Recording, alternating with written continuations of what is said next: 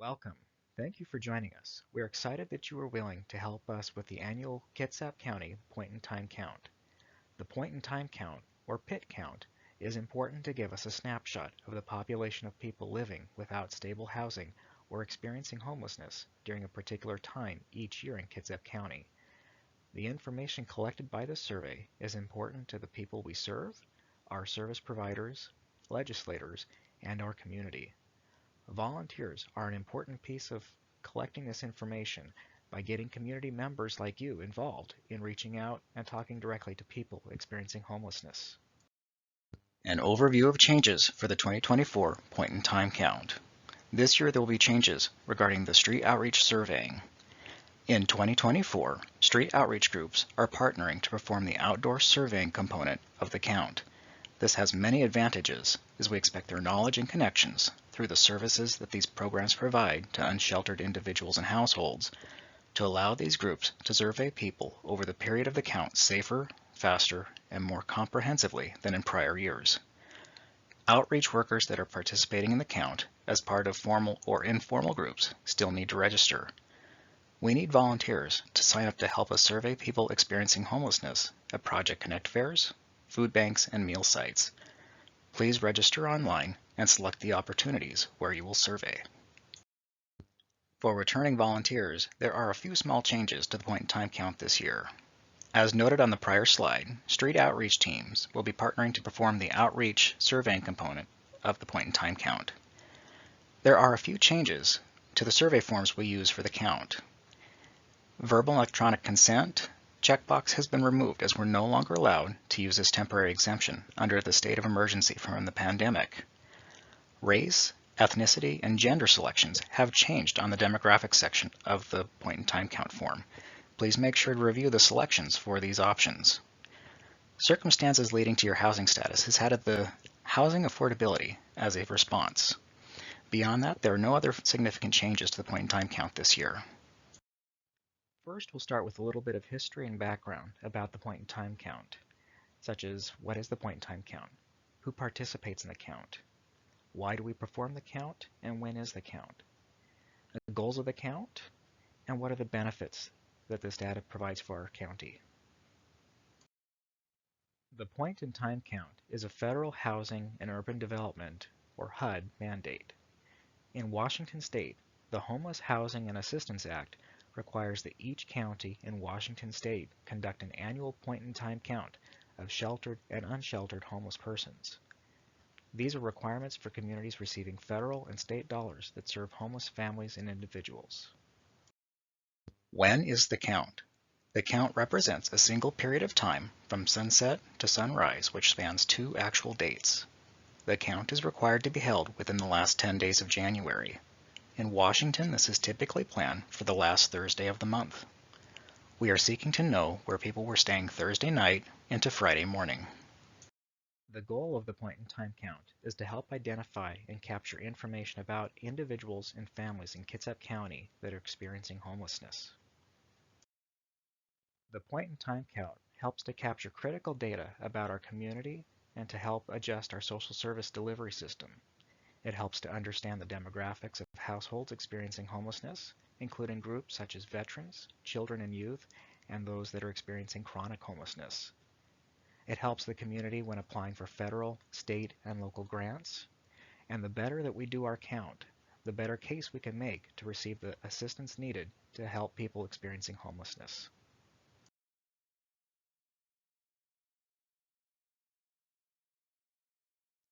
Who is counted in the point-in-time count? The count consists of 2 primary categories, sheltered and unsheltered. People counted as sheltered for the purpose of the count are individuals or households that are residing in emergency shelters or transitional housing, doubled up or staying with friends and family, or in institutions such as hospitals, a detox, or jail.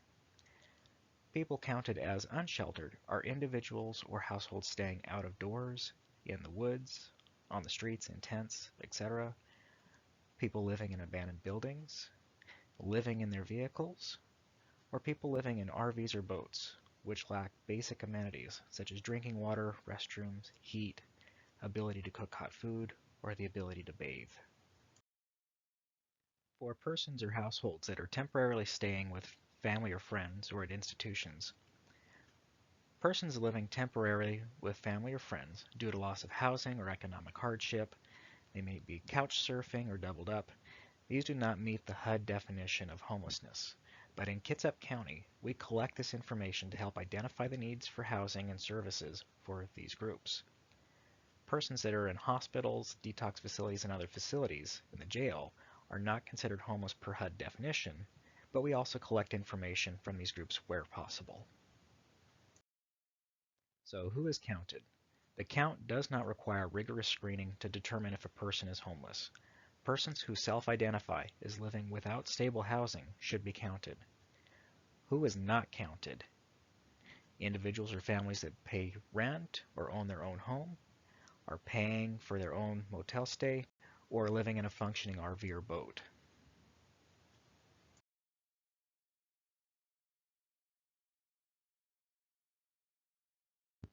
If you registered and selected a survey at a Project Connect Fair site, things that you'll need to know. Prior to the event, you'll receive an email with instructions about the address, the date and time, entry instructions, and parking information. A brief training will be held prior to the opening of the fair to help volunteer surveyors learn about the forms, how to choose which forms to use, about outdoor gear tickets, and other details before the fair begins. Please make sure to arrive early. Commonly, we need many volunteers at the opening of the fair, and surveyors may leave early as the number of guests decreases.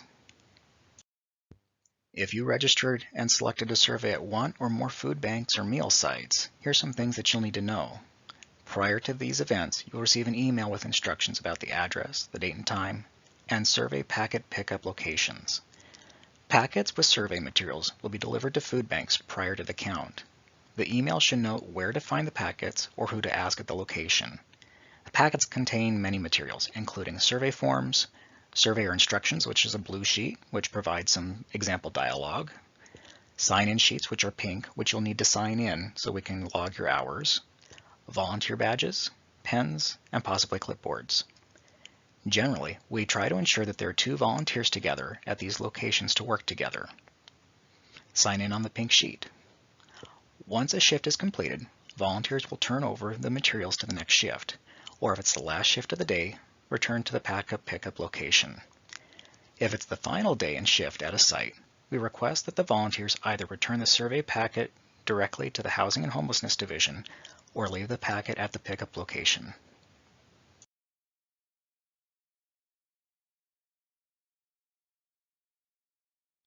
What to expect when you engage persons to survey?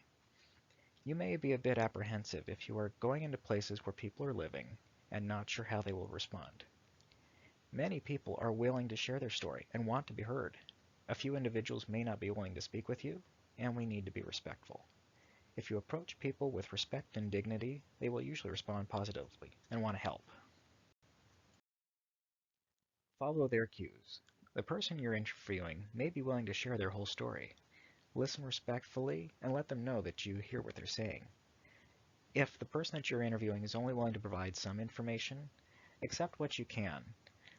If they are unwilling to share, there are still a few pieces of information we can still collect. What is shared with you is their story of what they need and how long they've been experiencing homelessness. Be prepared to hear some heartbreaking accounts, stories of hope, and you'll also hear stories of people who are comfortable living out of doors.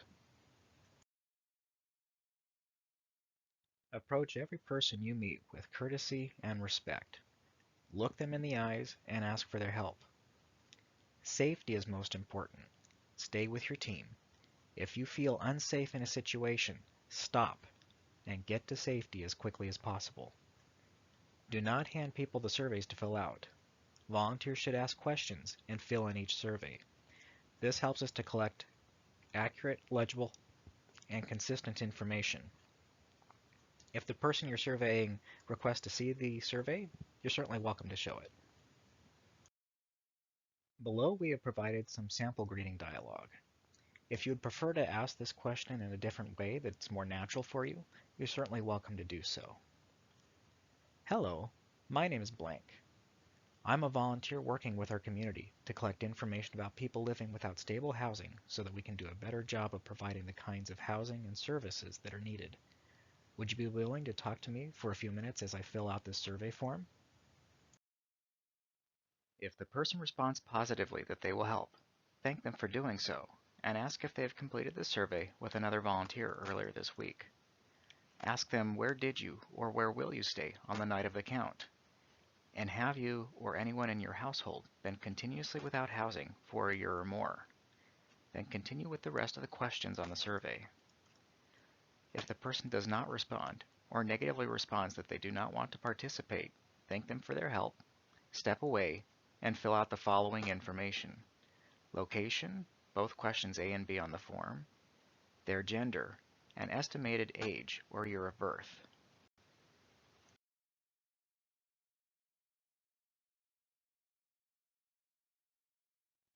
Gather as much information as possible. If someone you are surveying does not wish to participate in the survey or does not answer any of the questions, thank the person, step away, and fill in a survey with at least the following information: the current location where you encountered the person, the living situation where they stayed overnight if you can tell, their gender, and an estimated age or year of birth. Required fields on the form are highlighted with a thick double border. If a person does not wish to participate, these are the minimum required fields needed for the purposes of the count. Make every effort to collect names and birthdays. Names and birthdays help us to ensure that we count each person only once, even if they happen to complete the survey more than one time. Here are some clarification and more details about the questions on the form used for the point-in-time count. In Section A, Location, this collects where the survey was given. Please note the location where the household took the survey. Indicate businesses, landmarks, cross streets, something identifiable. Also include the name of the surveyor. Please write clearly so that we may contact you if there are any questions or clarifications needed. Section B collects information about where the person was sleeping on the night of the count. Check or circle the answer that best matches their description. Where did the person stay? The time period we are looking for is Thursday night into Friday morning. Please note that jail and shelter are provided here if needed, but are not considered meeting the criteria for being unsheltered for the purposes of the point-in-time count. For people that are living in boats or RVs, it requires a differentiation as to whether that would be considered sheltered or unsheltered for the purpose of the count. RVs and boats can be considered living unsheltered if they lack basic amenities, such as drinking water, restrooms, heat, the ability to cook hot food, or the ability to bathe. For RVs and boats, a distinguishing factor as to whether the RV or boat is designed to be lived in, and if those facilities are degraded to the point where the RV or boat could not be distinguishable from living in a car. We don't want to get into asking if the RV or boat is fully functioning for living, but if it looks severely degraded or non-functional, it should be considered unsheltered. RV parks are not counted as unsheltered for the count. So if an RV or camper van is parked in a mobile home park or campus that advertises itself as providing temporary stays, and the RV is regularly connected to water, sewer, and utilities, or a septic system, well and generator, where the park campus provides toilets, showers, and communal food preparation or food services, this is not considered unsheltered for the count. Section C asks questions about the length of time without stable housing. These questions are used to determine if the household is experiencing chronic homelessness. Question C1. Have you or anyone in your household been continuously without housing for a year or more? If the answer is yes, you can skip to question C4 below. If the answer is no, ask them approximately how long and continue to the next question. Question C2. Have you or anyone in the household been without housing 4 or more times in the last 3 years? If the answer is yes, proceed to the next question. If the answer is no, move next to Section D for household information. Question C3. Do these times without housing, added together, amount to a year or more? Indicate yes or no. And finally, question C4. If any person who answered yes to either C1 or C3 have a disability, indicate yes or no. Section D collects information about the household. Each member of a household should be listed in the household information section. A single person is considered a household, i.e., a household consisting of one person. So single individuals should complete the household information section. In D1, household makeup, mark if the household is without children, with adults and children, or only children. In D2, last known permanent city or zip code, ask the person what was the last place they had a stable home, and record the zip code if possible. If they don't know the zip code, leave it blank. Section D3 collects the first name and last name. Please print clearly. Generally, the first person you survey is the head of the household, but it does not really matter which adult. In D4, collect the birth date. If a full birth date is refused, then the year of birth is okay. Or a surveyor can make an estimate for the person's age if they've not been able to interview the person. Section D collects information about population data, including gender, race, and ethnicity. For gender, ask, what gender do you identify as? Refer to the selections provided on the form. For race and ethnicity, ask, what races or ethnicities do you identify as? Refer to these selections provided on the form and enter all that apply. For fleeing domestic violence, ask, are you fleeing domestic violence? If anyone in the household says yes, then do not have them sign the release at the bottom of Section E. Mark yes or no. And veterans, ask, have you ever served active duty in the U.S. military? Anyone who has served active duty in the U.S. military is considered a veteran. Mark yes or no. Section D6 collects information about disabilities that apply to each person. Ask, do any of these apply to you? And read off the following: chronic substance abuse, permanent physical disability, developmental disability, substantial and long-term mental health condition, or a chronic health condition which is permanently disabling. Enter all that apply. You may answer these as yes or no for each question.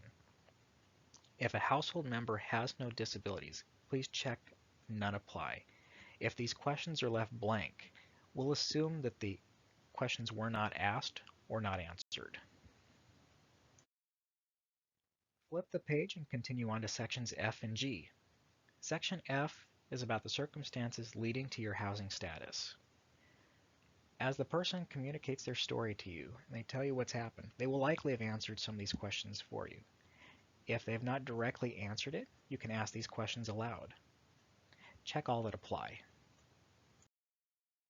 Section G asks for sources of household income and benefits. Ask the person if they receive any public assistance like TANF, Social Security Disability, VA benefits, unemployment, Medicaid, Medicare. Check all that apply. Ask the person if they're employed. If so, check off if it's full-time, part-time, or farm work or seasonal. Ask if the person has other income. Note, if the person describes income or benefits not included in the list, go ahead and write these on the form.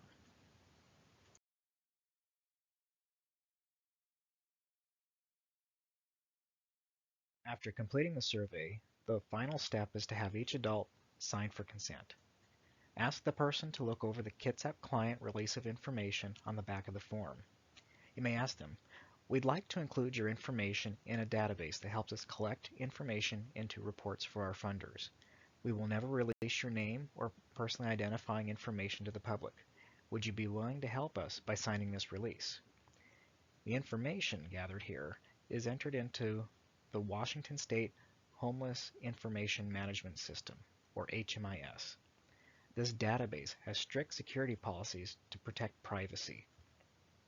A client's name and personally identifying information will not be included in any reports or publications. Information is only aggregated for analysis. They may refuse to sign the release form if they do not want their personally identifying information entered into the database.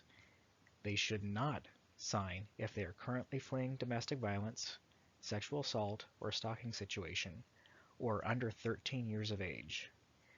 The surveyed person must sign the release in Section E to include their information in the count. If the person does not give consent, or if the signature is forgotten, the survey will be entered, but without identifying information. This will include only approximated year of birth, gender, and location of the survey.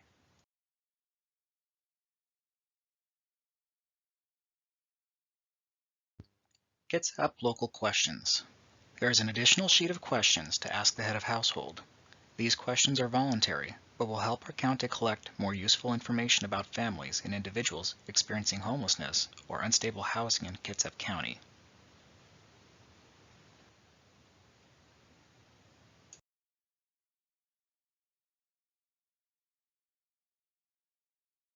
You are finished.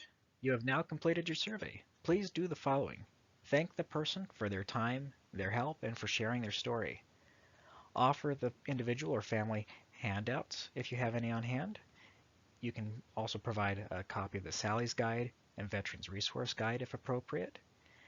And finally, return all your completed survey forms to your team leader, or return to the Housing and Homelessness Program as soon as possible. The address and the return date are listed in the upper right-hand corner of the form. Thank you for volunteering your time and efforts to help Kitsap County conduct the annual point-in-time count. We hope that you will find this to be a rewarding experience and hope that you will join us again in the future. Thank you, thank you, thank you.